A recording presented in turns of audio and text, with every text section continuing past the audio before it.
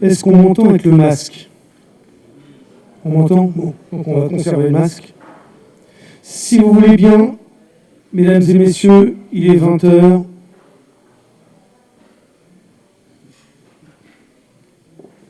Bien, bonsoir à tous. Ravi de vous retrouver pour cette séance du conseil municipal de rentrée, même si la rentrée a débuté et maintenant date de quelques semaines. Ravi de retrouver donc l'ensemble des élus ici réunis. On fera l'appel tout à l'heure des personnes qui ont donné pouvoir. Alors je vais même peut-être commencer. Alors je voudrais en préambule vous présenter Madame, notre nouvelle directrice générale des services, qui est juste derrière moi, donc je vais m'écarter. Madame Battista, à qui je souhaite la bienvenue, qui nous a rejoint au 1er septembre, et donc qui va accompagner l'équipe municipale au cours de ce mandat. Et je lui souhaite, au nom de tout le conseil, bonne installation parmi nous, et puis bon courage pour les tâches multiples qui nous attendent. Et puis, de l'autre côté, Madame Biazon, qui prend la responsabilité des ressources humaines, qui est arrivée, alors ça fait à peine, c'est une semaine, un jour pour jour, puisqu'elle n'est pas arrivée parmi nous, le 21 septembre, lundi 21 septembre, et à vous aussi Sandrine, je vous souhaite évidemment la bienvenue. Voilà, pour les présentations, nous allons arriver parmi nous le 21 septembre, lundi 21 septembre, et à vous aussi Sandrine, je vous souhaite évidemment la bienvenue. Alors, voilà, nous avons les présentations, nous allons parler par le 21 septembre, et à vous aussi Sandrine, je vous souhaite également la bienvenue qui donne pouvoir à monsieur Jean. Voilà, nous avons les présentations, nous allons parler par le Véronique Pasquier, que j'ai salué tout à l'heure. C'est bien ça? Parfait. Le 21 septembre, nous allons désigner à vous aussi Sandrine, comme nous avons l'habitude de le faire, également le secrétaire de séance. Donc, je vous propose à monsieur Jean, voilà, nous avons les présentations, monsieur Madame Véronique Pasquier, que j'ai salué, qui s'abstient, ça, qui est contre. Parfait. Je vous remercie. En septembre, nous allons désigner à vous. Alors, vous avez tous reçu un parti, le premier secrétaire de séance, réunion qui, je vous rappelle, s'était tenue. Je pensais même mieux le 16 juin, la présentation, monsieur Véronique remarque des suggestions, des précisions à apporter. Parfait. Je vous remercie. En septembre, nous allons remarquer vous avez tous reçu un parti, le secrétaire de séance, réunion qui, je vous rappelle, s'était tenue. Je pensais même mieux le 16 juin, la prise par le maire. Des suggestions, des précisions à vous a évidemment comme à la commune. Vous avez tous reçu l'ensemble des décisions que j'ai prises de ces organisations. Je ne sais pas si je ne vais pas vous les laisser même sur la prise par le maire. Des suggestions, des précisions à vous a évidemment comme à la commune. Vous avez tous reçu l'ensemble des décisions que j'ai prises de ces organisations. Je ne sais pas si je ne vais pas vous les laisser même sur la prise par le maire. Des suggestions, des précisions à vous a évidemment comme à la commune. Vous avez tous reçu l'ensemble des ensuite j'ai sur une petite modification, je ne sais pas si je vais pas vous les laisser sur la prise par le maire. Des suggestions, des précisions évidemment comme à la commune.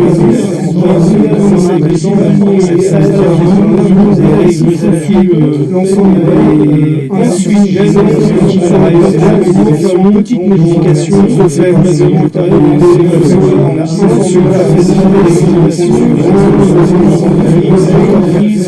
nous avons aussi souhaité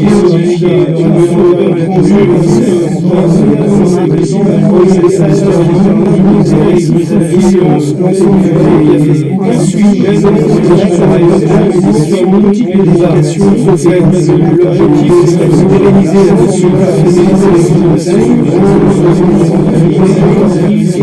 Nous avons aussi choisi filmer via Internet, relier les acheteurs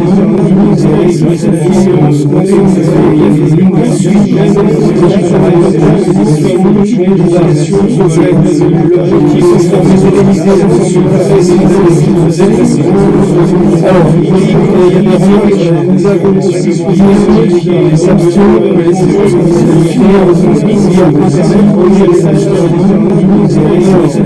ensuite sur le suivant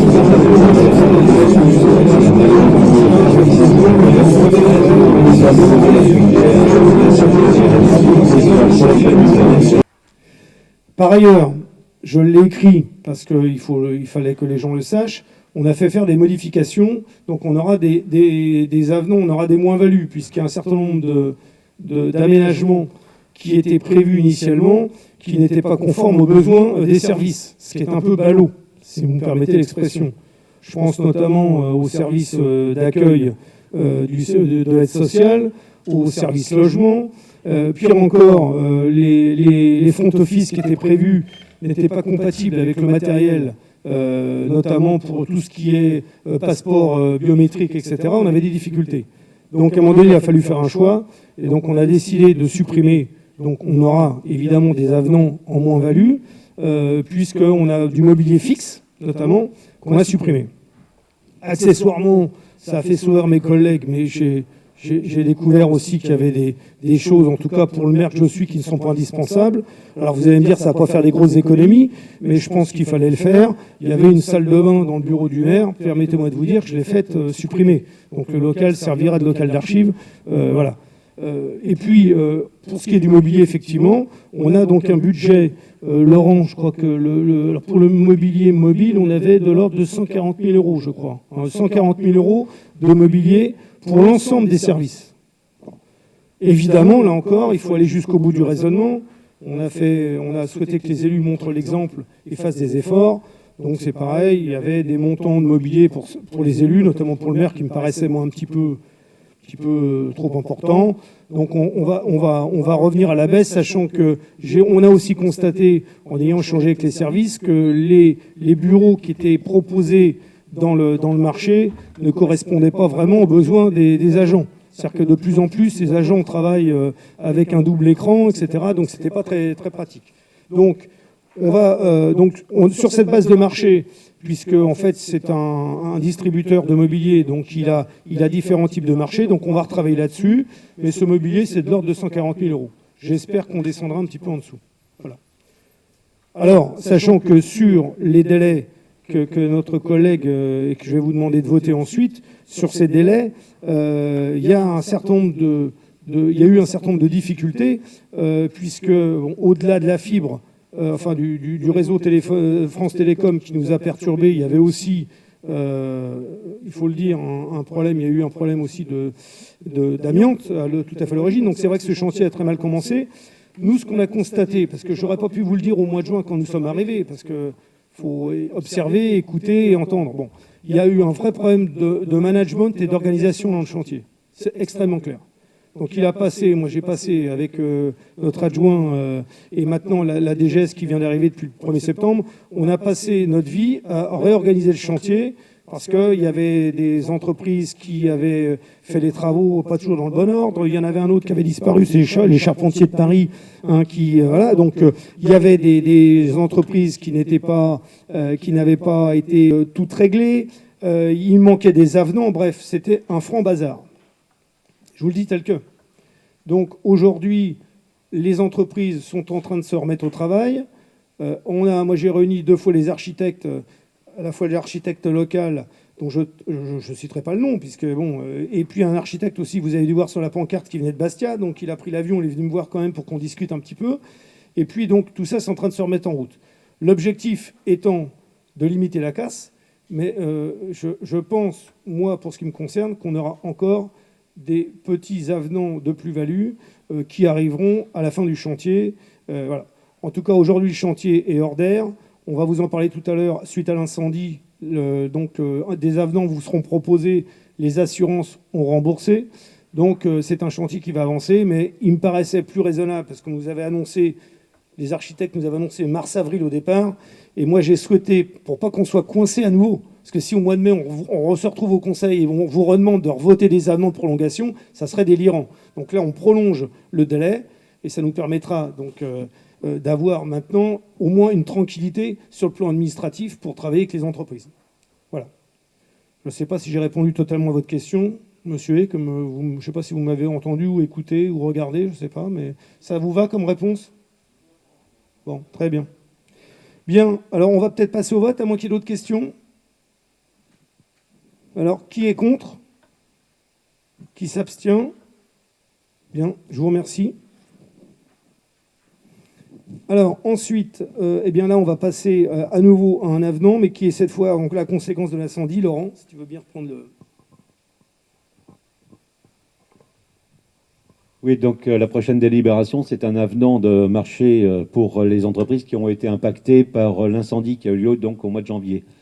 À savoir que les entreprises qui ont été impactées, c'est le lot numéro 2, gros œuvres, le numéro 4, charpente bois, le numéro 6, charpente aluminium, le numéro 7, bardage, le numéro 9, électricité et le numéro 10, plomberie, chauffage.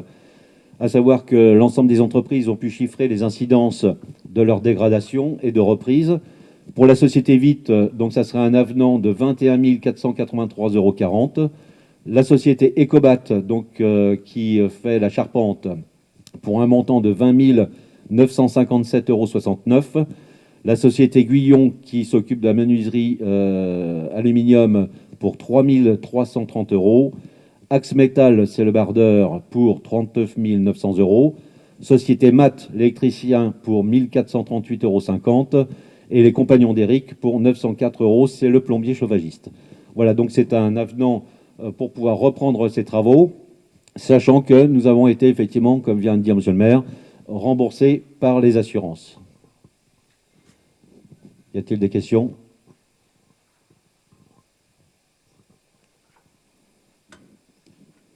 Nous allons donc passer au vote. Qui est contre? Qui s'abstient? Qui est pour? Alors, juste une remarque, monsieur, et je voudrais que vous remettiez votre masque, s'il vous plaît, puisque je sais que vous avez un peu de mal avec le masque, moi aussi. D'ailleurs, habituellement, j'essaie de l'enlever, mais je parle avec, donc je vous demande de remettre votre masque, puisque c'était bien indiqué dans la convocation du conseil municipal. Donc, je vous prierai de bien vouloir le remettre. Pardon? C'est pas... Écoutez, monsieur, et on ne va pas rentrer dans la polémique, je vous demande simplement, comme tous vos collègues, parce qu'on est tous un certain nombre ici, de remettre le masque. Oui. Non, mais voilà, donc je vous demande de remettre votre masque. Voilà. Écoutez, remettez-le simplement, voilà. Alors vous, voilà. Alors normalement, ça se met sur le nez, mais voilà. Bon. Mais bon, visiblement, vous êtes un peu... Bref. Et d'ailleurs, vous avez fait la même chose à la commission, donc... il y a un minimum de correction à avoir vis-à-vis de ces dames, et notamment mon adjointe en charge des affaires sociales. Bien, ceci dit... Pardon? Oui, tout à fait, oui. Oui, tout à fait. Mais vous avez été insolent, monsieur. Voilà, mais il y a simplement... Mais attendez, il y a simplement du savoir-vivre, monsieur. Vous êtes arrivé, vous ne vouliez pas mettre votre masque et vous recommencez là. Donc je comprends que vous soyez contre tout, mais voilà, c'est pas... Il y a des règles, donc vous les appliquez. Voilà. Non, je ne fais pas le buzz. C'est vous qui voulez faire le buzz avec votre... voilà. Non. Alors je vous dis simplement, faites attention, comportez-vous correctement, simplement, et respectez les choses. Voilà. Bien. Oui, mais il n'y a aucun souci. Il n'y a aucun souci. Alors, nous allons donc continuer cette séance. Alors, c'est encore monsieur Jacquin qui va donc prendre la parole, puisque nous avons un avenant au marché pour la construction, toujours de ce fameux centre administratif. Oui, alors la prochaine délibération, c'est encore des avenants pour de travaux supplémentaires pour certaines entreprises, à savoir pour la société Ecobat, qui devait initialement utiliser les échafaudages du gros œuvre pour ses travaux. Malheureusement, l'entreprise défaillante qui s'appelle les Charpentiers de Paris, ayant pris du retard, ayant été absent pendant plusieurs mois de ce chantier, la société Ecobat donc, a été obligée de louer ses propres échafaudages pour un montant de 6 097 €. Donc il est bien question que cette somme sera déduite du marché de la Société des Charpentiers de Paris. Au même titre, la société Axe Métal, pour la même raison, devait utiliser des échafaudages pour pouvoir faire le bardage. Et vu les retards des Charpentiers de Paris, ont été obligés de louer des nacelles, si bien que le montant de leur réclamation est de 16 610 €, qui seront également imputés aux Charpentiers de Paris. Et en même temps, Axe Métal, on leur a demandé de mettre une protection provisoire pour assurer le hors d'eau du bâtiment, surtout au rez-de-chaussée, pour pouvoir permettre de créer quand même quelques cloisons en attendant que les charpentiers de Paris puissent intervenir, chose qu'ils ont fait depuis ce matin. Donc l'ensemble du hors d'eau a été réalisé par la société Axmetal et donc sera également déduit du montant des charpentiers de Paris. Concernant la société MAT, ça concerne des petites modifications que monsieur le maire vous a apportées là tout à l'heure sur des modifications internes, c'est l'électricien, d'aménagement du rez-de-chaussée, et donc la société MAT qui est donc l'électricien pour un montant de 4 199,75 €. Y a-t-il des questions? Bien, nous allons donc passer au vote. Qui est contre? Qui s'abstient? Je vous remercie. Alors, vous remarquerez une chose dans la présentation du Conseil. Notre nouvelle directrice générale des services nous a proposé un mode de fonctionnement, puisque vous avez peut-être observé que les délibérations ont un petit peu changé. On a d'un côté une note de présentation qui présente au Conseil l'intégralité du sujet, et puis par ailleurs, vous avez donc le projet de délibération, et c'est ce projet qui sera envoyé en préfecture, plutôt que d'avoir des documents un petit peu confus. Donc d'un côté, les explications, et de l'autre côté, ce qui part au contrôle de la légalité. Voilà. Donc cette délibération numéro 9 est donc votée. Je vous en remercie. Sachant, oui, que les charpentiers de Paris, ça a été un travail de longue haleine aussi au cours de l'été. Laurent, puisque toi, tu as travaillé là-dessus. Notre DGS aussi. Et on a reçu ensemble les charpentiers de Paris. Il a fallu deux constats d'huissier et un bras de fer un peu ferme pour qu'on arrive à obtenir de cette société. C'est vraiment tous ceux qui font les charpentes, vous voyez, l'espèce de bouts de métal encore qui sont un petit peu en vrac là. Et donc c'est les charpentiers, c'était vraiment eux qui nous bloquaient jusqu'à présent. Donc ils ont pris le travail. Laurent, aujourd'hui, ils s'y étaient engagés. Voilà. Donc maintenant, on n'a plus qu'à espérer que tout se passe pour le mieux. Alors, la délibération, le projet de délibération numéro 10 fait donc appel à un versement d'une subvention exceptionnelle pour la reconstruction de Beyrouth. On ne va pas rentrer dans le détail. Tout le monde a suivi ce drame qui a frappé cette ville qui n'avait pas besoin de ça, entre le Covid et l'histoire de ce pays. Et donc, comme on l'a fait par le passé pour les conseillers qui étaient élus au mandat précédent, il est arrivé que Clé-Souilly porte soutien à certaines collectivités. On avait fait Haïti, on avait aussi porté le soutien, si j'ai bonne mémoire, lorsqu'il y a eu les inondations en Seine-et-Marne aussi, me semble-t-il. Donc là, en fait, on a voulu, alors vous allez me dire ce n'est que 5 000 €, mais on a voulu apporter ce symbole. Ça a été la cohésion s'est faite au niveau des régions d'Île-de-France, autour de la région d'Île-de-France, et il nous est paru utile. Et donc on avait le choix sur différentes thématiques, et nous on a choisi la santé, parce qu'ils sont comme nous frappés aussi par ce virus. Et aujourd'hui les hôpitaux sont complètement détruits ou en partie détruits. Et donc notre modeste obole viendra se rajouter à celles qui sont faites par ailleurs. Y a-t-il des questions? Y a-t-il des abstentions? Des contre? Une contre? Donc je suppose que tous les autres sont pour. Merci à vous. Ensuite, alors, nous avons une demande de fonds de concours à la communauté d'agglomération. Je le répète, tant pis, désolé pour ceux qui étaient déjà élus, mais pour les nouveaux, je rappelle que la communauté d'agglomération a donc un pacte de financement des investissements des 42 communes qui est proportionnel au nombre d'habitants. La ville de Clé-Souilly a de l'ordre de 420 000 ou 430 000 € par an. Il s'avère que ces demandes de fonds de concours n'ont pas été demandées, puisqu'on a un peu plus de 820 000, je crois. Sébastien, je crois que c'est dès cette heure-là, on a 820 000 en caisse, si je puis dire, à la communauté d'agglomération. Donc, on a essayé de faire les choses de façon logique. Ça ne vous a pas échappé qu'on a fait un certain nombre de travaux dans les écoles et dans les cours d'école notamment. Et donc, je vous propose simplement de demander ce fonds de concours. Le précédent a été voté au dernier conseil communautaire. Et là, on renvoie à nouveau un nouveau fonds de concours à la communauté d'agglomération qui viendra donc financer à hauteur de 62 600 euros. On parle toujours en hors taxe, évidemment, les dépenses que nous avons faites dans nos cours d'école, clôture, etc., etc. Y a-t-il des questions? Donc on va passer au vote. Qui s'abstient? Qui est contre? Je vous remercie. Ensuite, alors c'est un sujet dont qu'on avait évoqué et débattu, en tout cas on a eu un échange sur ces sujets-là, notamment sur les problématiques des dépôts sauvages et de cette lutte contre les dépôts sauvages. Donc nous avons travaillé au cours de l'été. Moi je m'étais rendu à la région pour essayer de voir un petit peu ce qu'on pouvait obtenir comme aide. Donc on a travaillé sur le sujet avec l'adjoint en charge de l'environnement et de la sécurité. Et nous avons donc... Nous vous proposons donc de demander une subvention à la région Île-de-France pour tout ce qui est évidemment investissement et ce que l'on doit acheter pour améliorer notre activité et nos capacités opérationnelles pour arriver à, alors je l'ai dit très prudemment autrefois, non pas éradiquer parce que ça sera extrêmement compliqué, mais en tout cas limiter et surtout répondre aux attentes des Cléois qui en ont marre de voir tout déposé sur le bord du trottoir, au bord des chemins, ou quand ils vont se promener dans les différents chemins ruraux que nous avons autour de notre commune. Donc on vous cite ce que l'on a. Alors c'est toujours en hors taxe évidemment, hein, puisque ce sont des dépenses d'investissement.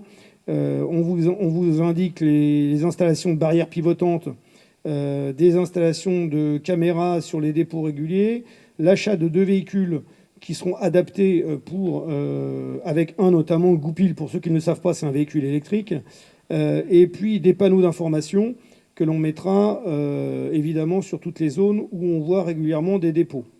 Et donc, comme vous le constatez, la région subventionne jusqu'à hauteur de 80% du coût, et la ville de Clé-Souilly serait amenée, pour ces 134 000 euros, n'a engagé qu'en hors taxe 26 857,11 euros. Et on fera certainement lors de la prochaine séance d'appel à d'autres subventions. Je vous le disais, c'est un engagement. Il faut absolument qu'on aille chercher des ressources extérieures pour arriver à maintenir une fiscalité qui soit la plus modérée possible. Voilà, y a-t-il des questions sur ce sujet ?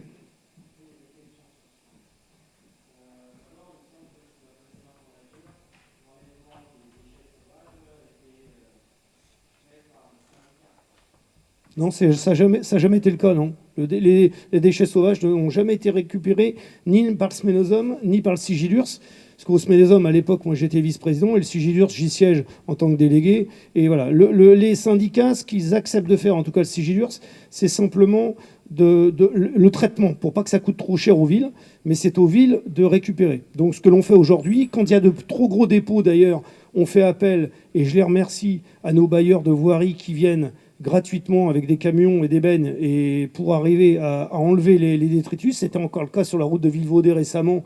Il y avait un dépôt, il y a la plateforme d'entraînement de canine, hein, donc il y avait encore un très gros dépôt, donc c'est les entreprises. Et là, à ce moment-là, par contre, le Sigilurs, celui, fait le traitement, c'est-à-dire qu'il assure l'évacuation, mais l'enlèvement, ça a toujours été la ville ou des prestataires privés.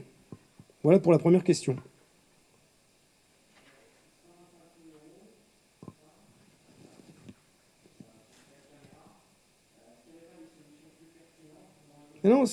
Non, mais vous êtes trompé de chiffre, vous ne devez pas avoir le même papier que moi. C'est 134 000 au total. Et en fait, on vous indique qu'on met effectivement pour 41 000 euros de caméras sur les zones qui sont des zones réputées comme des zones de dépôt.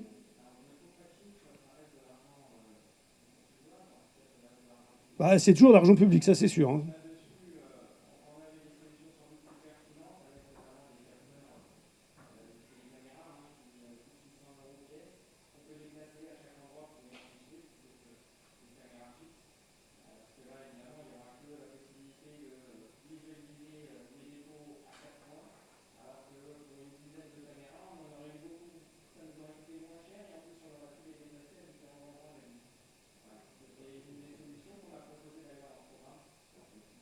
Bah, écoutez, je sais pas, visiblement, je sais pas, vous avez peut-être proposé ça au programme, mais vous n'avez pas été retenu, donc bon, c'est ballot.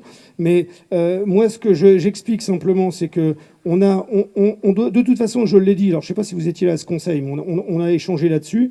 j'avais dit de toute façon que pour nous, c'est certain, il n'y aura que le curatif. Et le curatif. Alors, on fait du préventif en mettant des barrières, parce qu'évidemment, sur tous les chemins où on a traditionnellement des dépôts, on met des barrières, puis alors on met pas des barrières, on met pas des petites barrières, on met des barrières qui sont vraiment résistantes, aussi bien aux dépôts sauvages qu'à des éventuelles invasions de gens du voyage. Et puis on équipe le service pour évacuer, parce que si je peux me permettre de ma modeste expérience, aussi bien au Sigidurs qu'au Sménosum, à chaque fois qu'un contrevenant a été attrapé, ça a même coûté la vie à certains maires, mais a été attrapé, c'est généralement classé sans suite. Parce que ça ne vous a pas échappé que les procureurs et les juges, ils ont tellement de boulot que ce n'est pas des affaires qui sont vraiment traitées avec priorité. Donc nous, évidemment, on sait qu'il y a des spots parce qu'on n'a pas inventé. C'est-à-dire qu'on a travaillé, la région nous demande s'ils nous accordent cette subvention, ce que je souhaite, c'est parce qu'on a présenté un dossier avec une cartographie précise. Et donc les services techniques sont à même à savoir où il y a régulièrement les dépôts. Donc, évidemment, oui, on va mettre des caméras aux endroits stratégiques.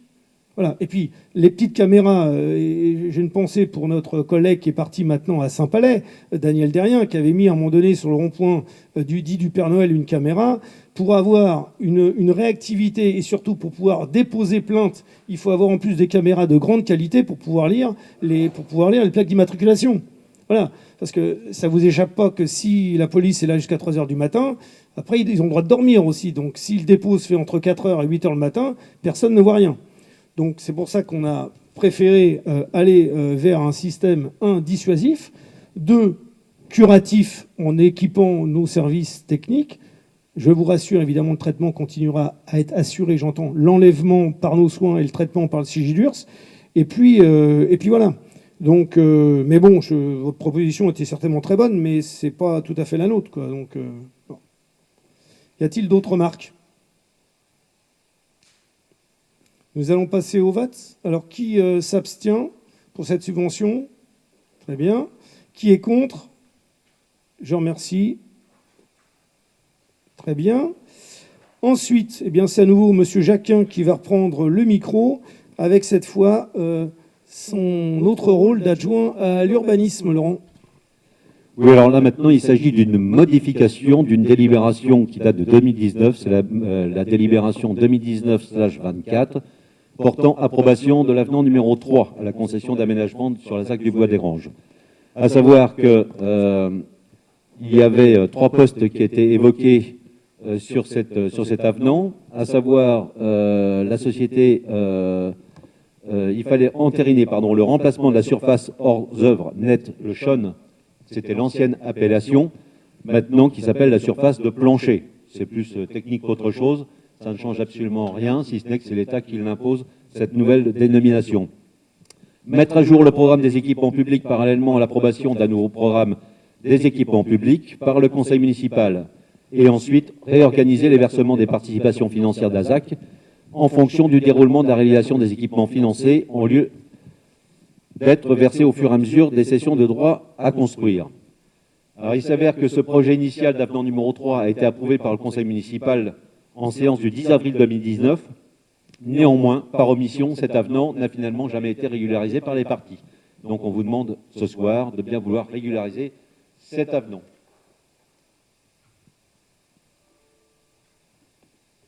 Y a-t-il des questions? Non. Il n'y a pas de questions, donc on va passer au vote. Qui est contre? Qui s'abstient? Je vous remercie. Nous passons maintenant à la note de présentation suivante, qui est donc la désignation du représentant de la commune de Clessouilly et de son suppléant au sein de la CLECT, qui est donc, comme vous le savez, la commission locale d'évaluation des charges transférées.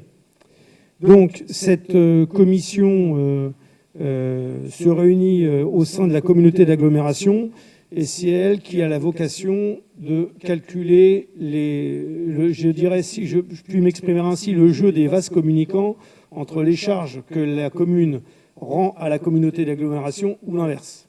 Alors, pour ceux qui étaient élus à l'époque, lorsqu'on est rentré dans cette communauté d'agglomération, Clessouilly a rendu un certain nombre de ses compétences donc à la communauté d'agglomération et la CLECT à l'époque qui était une pensée pour elle qui était notamment coprésidée par notre amie Janine Boudon, a fait donc tout ce travail. Donc aujourd'hui, la communauté d'agglomération, par exemple, va réunir sa CLECT avec le changement de compétences que nous avons voté sur l'eau pluviale et sur l'assainissement. Et donc la CLECT, par exemple, va se réunir, non pas pour les villes de Seine-et-Marne, mais pour les villes du 95, parce que les villes de 95 n'avaient pas encore donné leurs compétences. Donc les communes qui géraient vont donc rendre cette compétence à la communauté d'agglomération et vont rendre du coup leurs charges, mais aussi leurs recettes. Donc voilà pourquoi il faut que les communes siègent au sein de cette commission. Je vous propose donc de désigner pour cette CLECT donc Monsieur Périgot, qui est notre adjoint en finance et à la prospective, et votre serviteur en qualité de suppléant si Monsieur Périgot a un empêchement. Y a-t-il des questions? Y a-t-il un vote d'abstention? Un vote contre? Et je vous remercie de votre confiance. Et on vous rendra compte évidemment des prochaines réunions qui se tiendront de cette CLECT lors d'une commission des finances. Ensuite, nous avons la désignation des représentants de la commune à l'Assemblée générale de l'Agence de développement économique de Roissy. Ô combien importante, Emmanuel, tu es là, oui. Ô combien importante parce que c'est extrêmement compliqué pour les entreprises et pour nos commerces. Enfin, pas que les nôtres, d'ailleurs, ceux notamment de la communauté d'agglomération. Et donc, nous avons automatiquement des membres de droit au sein de cette association qui a une vocation d'ailleurs de conseil et d'assistance aux communes, puisqu'on a déjà, vous avez déjà organisé, Emmanuel, des réunions avec Gilles, avec cet organisme qui nous aidera notamment, va continuer à nous aider dans le cadre du commerce local, mais pas que, et qui est une bonne entrée en matière et un bon moyen, un bon point d'entrée sur la plateforme aéroportuaire. Alors, pour ce faire, justement, je vous propose, en titulaire, M. Emmanuel Leneville, de par ses fonctions en qualité d'adjoint au maire de notre commune, et puis M. Gilles Poncelet en suppléant, qui est en charge notamment du commerce local. Y a-t-il des questions ?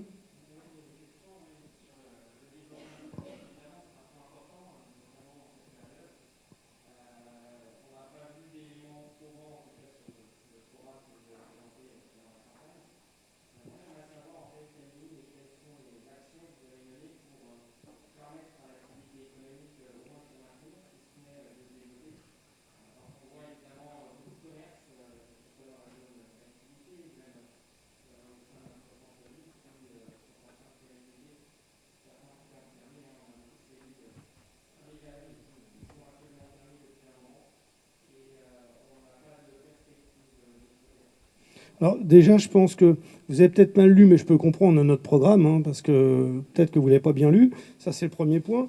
Mais bon, à la limite, il doit m'en rester. Je peux vous en renvoyer un par courrier, il n'y a pas de problème. Ça, c'est le premier point. Et puis le deuxième point, concernant notre volonté. Alors déjà, sur le commerce local, ça va être très très simple. Si on a créé cette équipe d'élus, d'ailleurs d'élus et d'anciens commerçants, puisque je pense notamment à François Tessèdre, qui nous aide beaucoup en la matière, on a fait un travail. Mais si vous voulez, moi, je vous l'ai déjà dit que je ne serai pas un maire qu'on verra 3 fois par page sur le magazine. Et au même titre que je ne vais pas annoncer des choses tant qu'elles ne sont pas réalisées. Donc aujourd'hui, ce que je sais, c'est que nous avons une presse qui va se réinstaller avant la fin de l'année, premièrement. Et deuxièmement, qu'on a un commerce de proximité de bouche, puisqu'on a un commerçant qui va s'installer, qui va faire fruits, primeurs et fromages en plein centre-ville. Et on a encore dans le tiroir, si je puis dire, un autre projet. Et ça, effectivement, monsieur, et c'est sûr que c'est facile sur sa tablette de commenter et de faire les projets, mais après, il y a la réalité du terrain. Et on est confronté au niveau du commerce local à un sujet incroyable, c'est que finalement, on se rend compte qu'il y a... On arrive de temps en temps à trouver des commerçants, mais après, il faut trouver le propriétaire des murs qui va vouloir louer, d'une part. Ça a été un combat, je tairai le nom de l'agence, mais ça a été un combat incessant.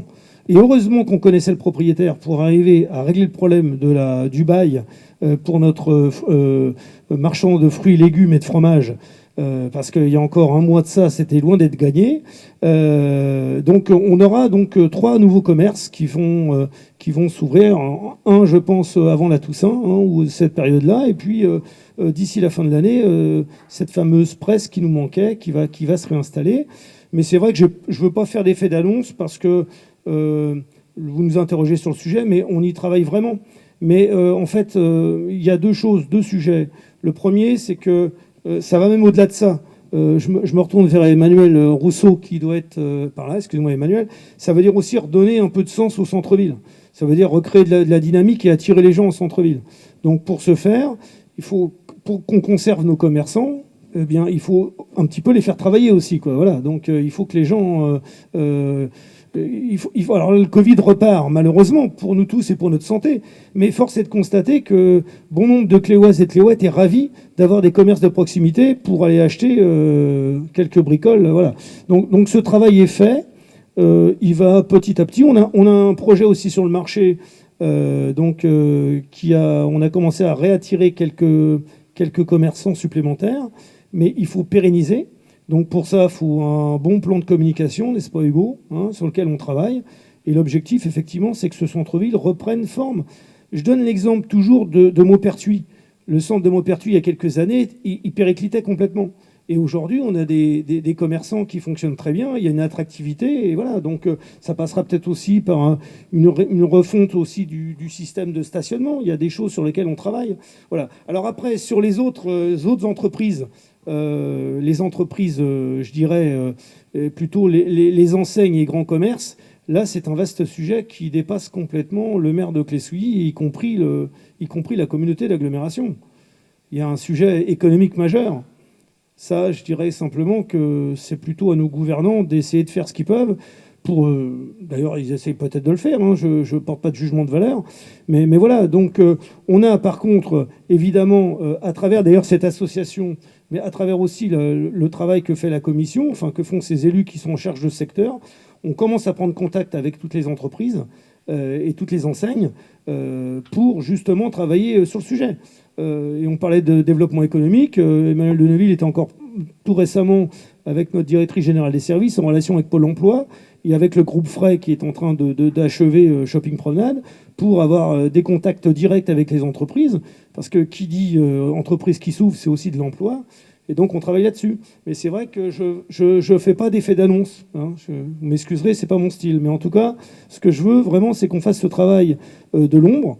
On aura peut-être de beaux résultats, on aura aussi des échecs, parce que quand on fait ce genre d'échange, on doit être deux, on est même des fois trois quand il y a un propriétaire. Et puis voilà, donc Laurent Jacquin de son côté, lui a fait un recensement complet, exhaustif des noms des propriétaires des différentes boutiques de la rue Jean Jaurès. Et voilà, c'est vrai qu'on voit, on est en pourparlers avec certains qui voudraient installer des commerces, des bureaux par exemple, et dans le centre-ville, c'est pas ce qui se fait de mieux.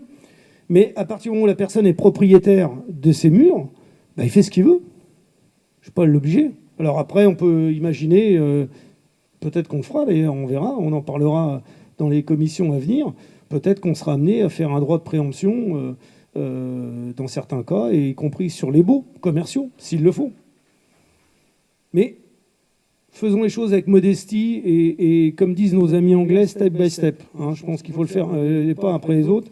Mais soyez assurés, même si évidemment vous ne m'avez pas entendu, monsieur Hay, mais en tout cas, je peux vous dire que le programme qu'on a, l'envie que l'on a de faire du lien social, ça passe par le commerce. Et pour faire partie de ceux qui fréquentent les commerces régulièrement, quasi au quotidien, eh bien je pense que les commerçants se rendent compte de l'énergie qu'on met et qu'on va continuer à mettre sur ces prochains mois, ces prochaines années. Voilà. Est-ce que j'ai répondu ? Bon, je suis ravi. Bien. On va faire voter maintenant, à moins qu'il y ait d'autres questions peut-être, non ? Pour désigner M. Deneville et M. Poncelet en suppléant. Qui s'abstient ? Qui est contre ? Vous faites 100%, messieurs. Félicitations. Bien, nous avons aussi besoin de... Alors, c'est du formalisme, mais il faut quand même le faire. Désigner un représentant de la commune pour siéger au groupement de commandes constitué avec 3 moulins habitat dans le cadre de l'opération de requalification de l'îlot Victor Hugo. Le quartier de Victor Hugo a été pour une partie démoli, est en phase de reconstruction. Il y a une très belle convention, mon cher collègue, hein, qui a été signée entre la ville, Trois-Moulins Habitat. Et donc, à ce titre, il faut qu'il y ait un représentant de la commune qui siège au sein de ce groupement de commandes. Et tout naturellement, je vous propose de désigner notre adjoint aux travaux et à l'urbanisme, monsieur Laurent Jacquin. Alors, il y a peut-être des questions. Sinon, je vais passer au vote. Qui est contre? Qui s'abstient? Merci, Laurent, tu as fait 100%. Bien. Alors, ensuite, création d'un pôle, d'un emploi fonctionnel de directeur général adjoint des services. Donc, vous avez dû lire la délibération. On a un certain nombre de restructurations à faire au sein des services municipaux auxquels s'attache depuis son arrivée Madame Véronique Battista. Et donc, on a souhaité renforcer les missions de pilotage et de coordination des services parce que on est peut-être une petite ville, mais on a quand même beaucoup de services à organiser, à dynamiser et à épauler. On a des gens de qualité, il faut les encadrer. Et donc, pour ce faire, je vous propose donc de créer un emploi fonctionnel de DGA des services, des directeurs généraux adjoints des services des communes, de 10 000 à 20 000 à temps complet à compter du 1er octobre 2020. Voilà. Y a-t-il des questions ?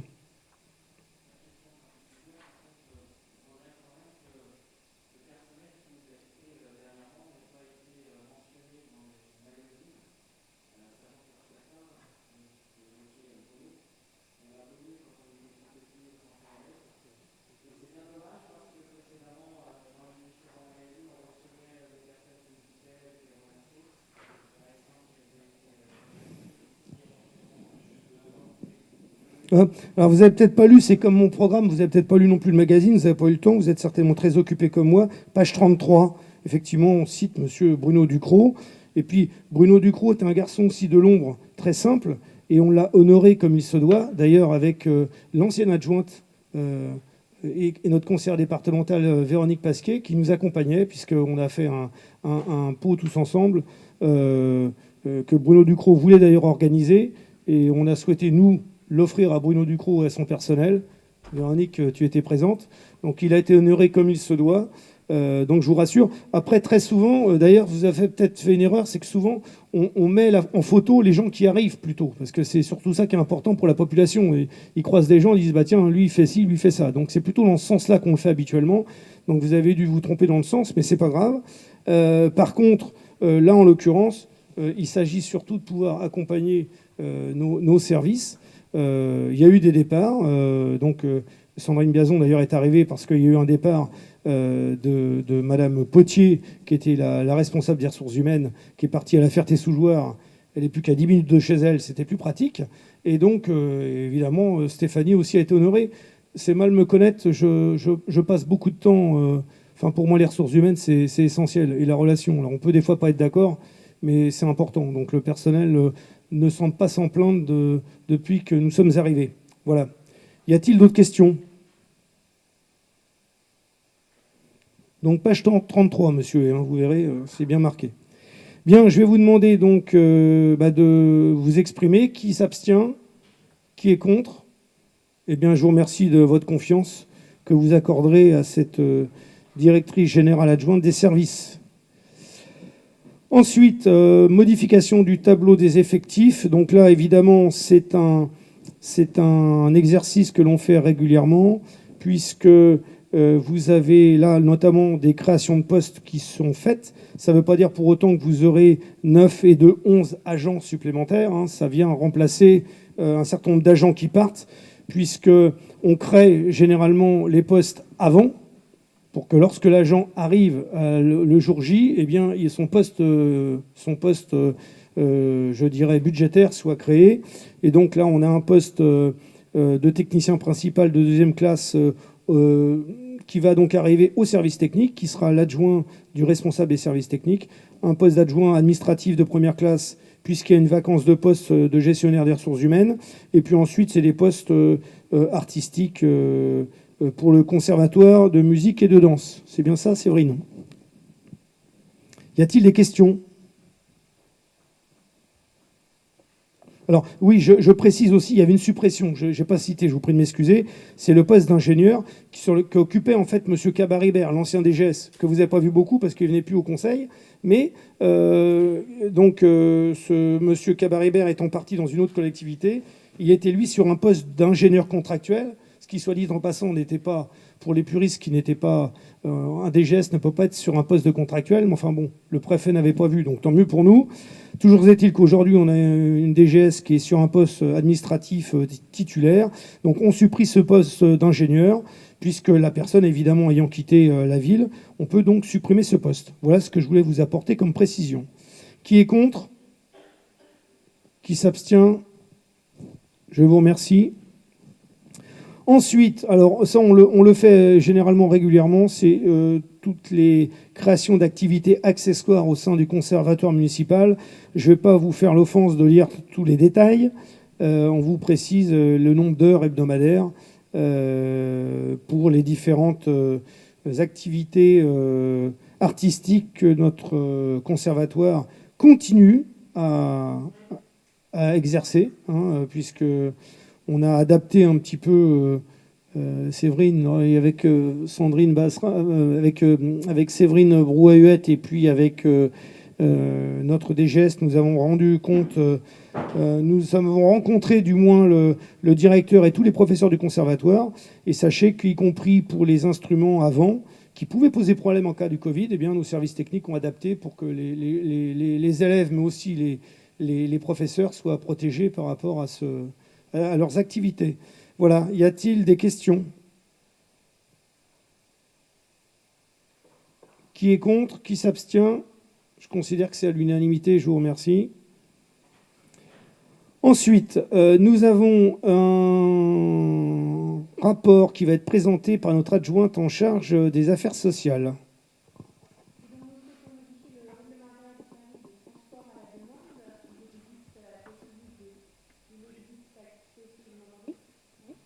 Il existe à Clé-Souilly depuis 2018 ce transport à la demande avec un règlement qui a été adopté le 5 juin 2018. Donc ce service, en fait, il est proposé aux personnes de plus de 60 ans qui habitent la commune, ce qui leur permet de quitter en fait leur domicile et d'être déposés à un point convenu lors de l'inscription, soit dans Clé-Souilly, intramuros donc, soit dans des communes avoisinantes, alors Vilvoday, Grécy, Messy, Annette, mais aussi Villeparisis, et puis bien sûr la clinique du Vert-Galant à Tremblay.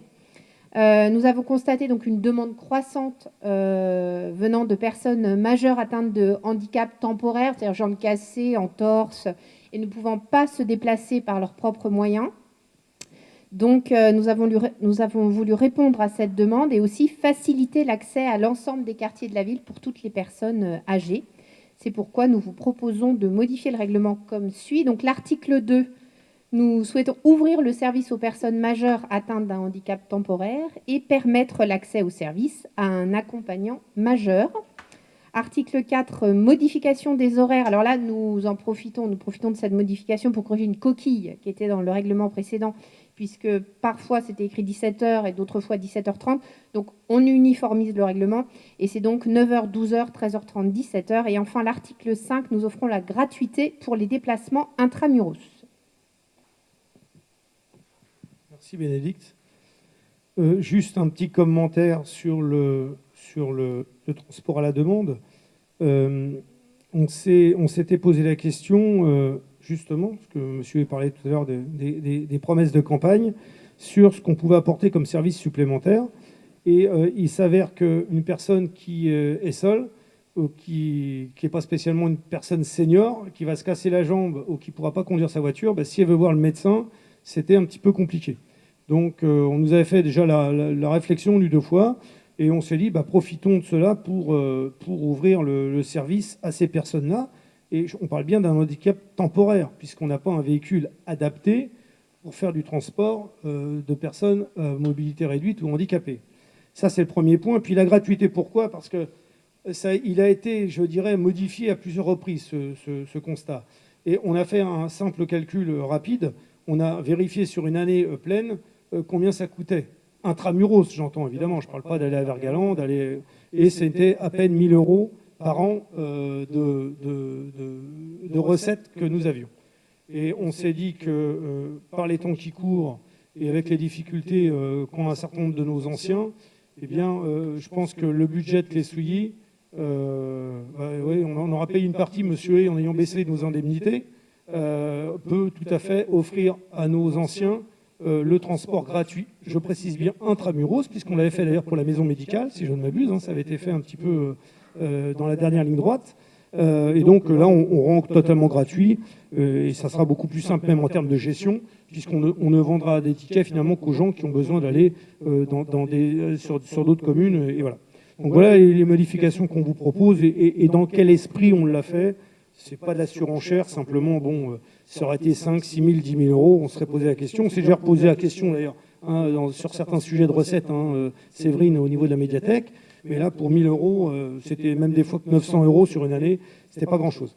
Voilà cette précision faite. Je vais vous demander de voter, à moins qu'il y ait des remarques peut-être ou des questions, non? Donc qui s'abstient, qui est contre? Je vous remercie pour nos anciens et nos blessés temporaires.